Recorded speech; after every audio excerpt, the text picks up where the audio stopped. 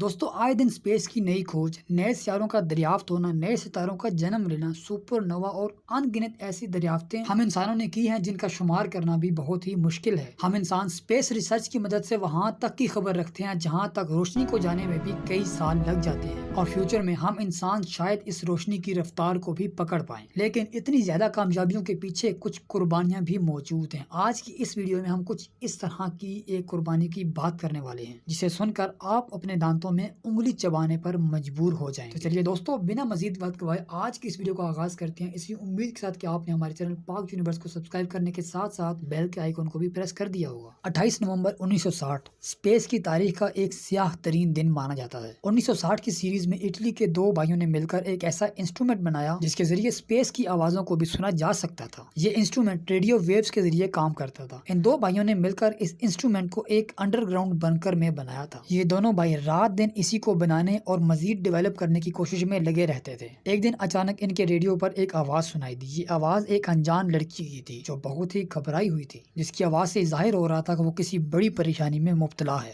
خیر، انہوں نے اس فریکوینسی کو مزید کلیئر کیا اور اس کی طرف متوجہ ہو کر اس کو ریکارڈ کرنا شروع کر دیا۔ اس ریکارڈنگ کا کچھ حصہ ملاحظہ فرمائیے۔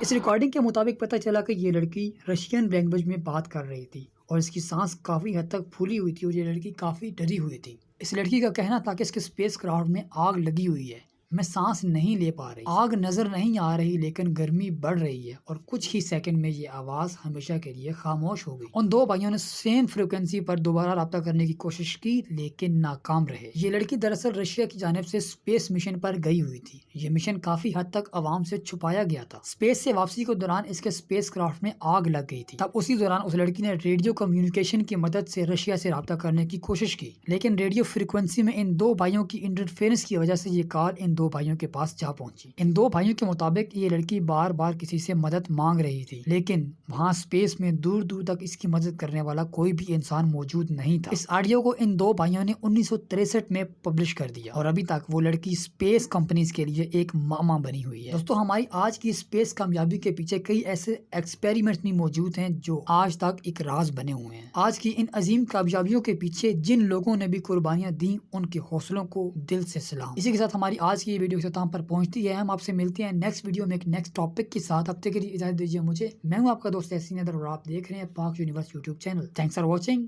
Good bye.